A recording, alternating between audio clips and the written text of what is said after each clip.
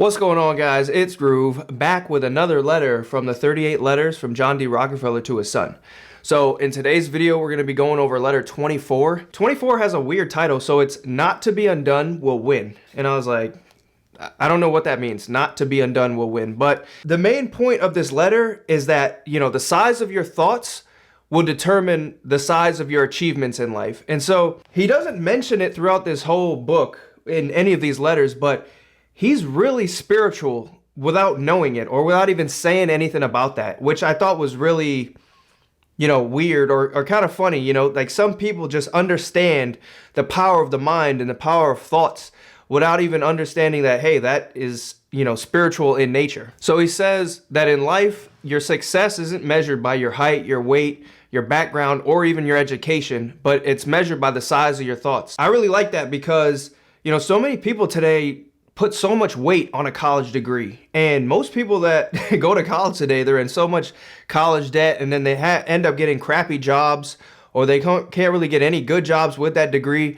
But, so many people today are just like, oh, I got my college degree. I'm that person. And it's like, that isn't really the measurement of success, especially in today's, setting. Maybe, 20, 30, 40 years ago it was, but not today. In order to be successful, it's the size of your thoughts, not just your education or your background. So again, going back to that spirituality, which again, he doesn't mention, but he says the greatest thing that we need to do is we need to value ourselves. That's the greatest thing we can do, is value ourselves. He says so many humans today, we don't value ourselves. We just sell ourselves cheaply. We always think small. We always think, oh, I can't do that, or I'm not that smart, or, I can't achieve this. And he says this is a weakness that, it's like a default setting in humans, is to think lowly of ourselves. And he says you can't do that. And not only is that it's like a default setting of humans, I also think it's been programmed into us from outside sources. We've been conditioned to think that the ego is a bad thing. And so if you're thinking highly of yourselves, you must have a big ego, and nobody wants to work with somebody who has an ego. Like you don't want to be that person, so you just live small. So again, personally, I think we need egos. Egos, get us to that next level. If you look behind me at all these people, they all kind of had big egos and they all achieved success, but again, when it comes to that ego, you can't let it take over you. So I've read the book, Ego is the Enemy by Ryan Holiday, and I've also done a video on that. But, in order to value ourselves highly, we need an ego in ourselves. But going back to that book, you need to, learn how to put a damper on it, learn how to, rein in that ego, and so it doesn't destroy you. So then he talks about how, philosophers for thousands of years have always said to know thyself. You must know thyself. But he says that humans always, when it comes to knowing thyself, we always think about our shortcomings. We always think about stuff we lack in, or, again, our shortcomings, what we're not good at.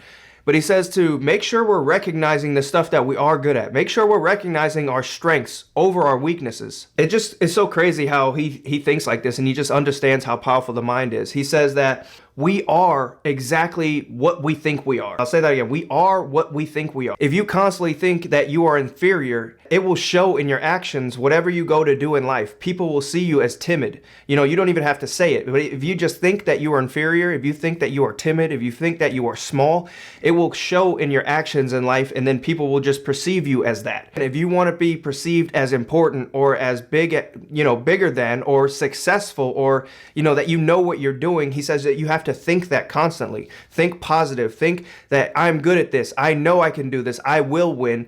These are my strengths. I'm going to lean into them. And he said that people will perceive you as that person, that, that successful person, that the confident person, the person that, can get the job done, which will help you in the long run. He says that this is a principle of reasoning that nobody can escape. How you think is how you will act, and how you act is how people will perceive you. It all goes back to the mind. How you think is how you act, and how you act is how people will perceive you in the world. If you want to be perceived as somebody who's confident, who's successful, you got to think those thoughts. I am. I am better than. I am that person. I am confident. I am a winner in life. So he says that, everybody in life wants to be respected.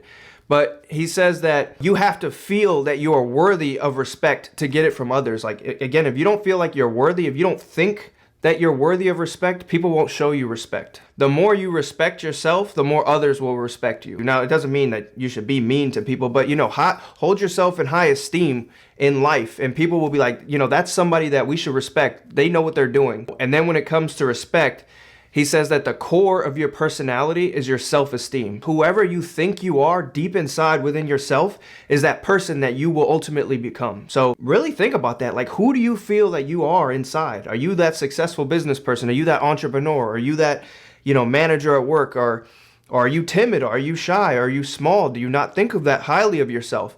And so he says the core of your personality is your self-esteem. Like, who are you on the inside? Who do you think you are? And if you want to reach the top in life, you got to think highly of yourself. Your self-esteem has to be like busted at the seams. You got to think like you're good. You can do this. That no matter what type of person you are or whatever your background is, he believes that all people want to feel important in this life. We all desire to be greater than we are. He says to look at your neighbors or look at your family or your friends. Like, we all want some form of power in life.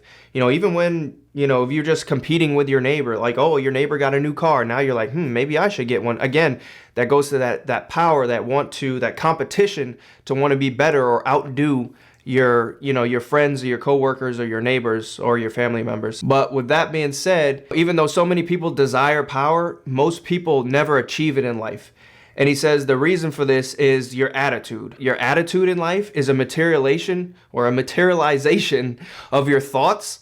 And then that turns into your choices that you make in life. If you don't have good thoughts, then you won't have a good attitude, and then you won't take good actions in life. Since we all have this attitude, he says it can either be your best friend or your worst enemy in life. If you choose a positive attitude, he says that you become proactive in life. And so when you become proactive in life, he says that's when your actions change. And then when your actions change, you become more confident in life. And then when you become more confident in life, that's when you constantly have that I will, I can, and I will win, will dominate, and I can do this in life. And so again, this all stems from having a great positive attitude. And then when it comes to the opposite side of that as well, people who don't value themselves, who don't think highly of themselves, he says that those people have literally given up on life. And he says you should never do this. Never think lowly of yourself. We always need to, sit back and analyze our strengths in life. Never focus on our weaknesses. Like, always focus on our strengths. Always look at what we're good at, what we're the best at, what we can, dominate in life. And then he talks about how if you're going to make a decision in life, you should always have the thought of, would a successful person do this? Or will successful people do this? Is this what successful people do in life? If you have this mindset, again, whatever you're going to do, this will gradually make you successful over time, because then you will only think important things like, oh, I can't do that because this isn't what an important person would do. This isn't what somebody who would be highly respected would do in life. And then you'll just make better decisions over time, which will lead you to a more successful life. And I had to sit with that one for a second too, because I had watched another influencer, and he talked about that as well. Somebody asked him, oh, I want to be successful in life. Like, how do I be successful? I'm not living a good life right now. Like, how do I get to live that successful life? And the guy was saying that you need to live it now. Think about what your successful life looks like. What would you do in that life? And then go do those things. Oh, I'd take a long hot shower, and then I'd do some yoga, and then I'd go for a run, and I'd go lift weights.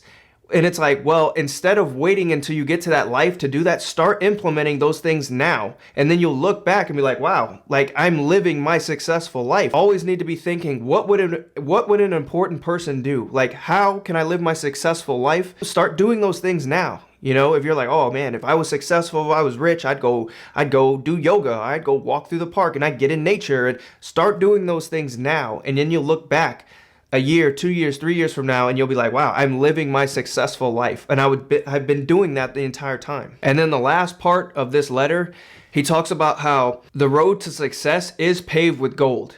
But it's only a one-way street. And so the only way to get down that street, you need to have an optimistic attitude when it comes to life. And then he talks about what optimism is to him, like what he believes it is. And he believes that optimism is, you just have this overwhelmingly belief that no matter how miserable it is, no matter how many setbacks you have in life, that at the end, it's all going to work out. And he says you need to have this belief in order to be successful in life. And then the last sentence that he says in this letter is, ultimately, the bottom line is that you need to improve your thinking in this life. And when you improve your thinking in this life, you raise your standards. And when your standards are raised, you take better actions, and then those better actions will lead to a successful life. This is riddled with spirituality all over. Like, understanding your mind is so powerful.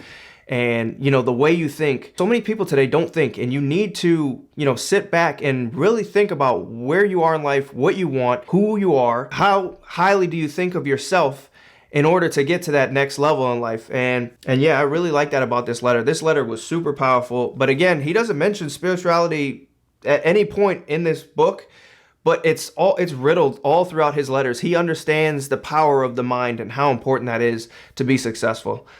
So yeah, that's pretty much it for this one. This was a little longer letter, but this was a really deep, good one. Go ahead and leave a like and subscribe if you haven't already, and I'll catch you guys in that next one. Peace.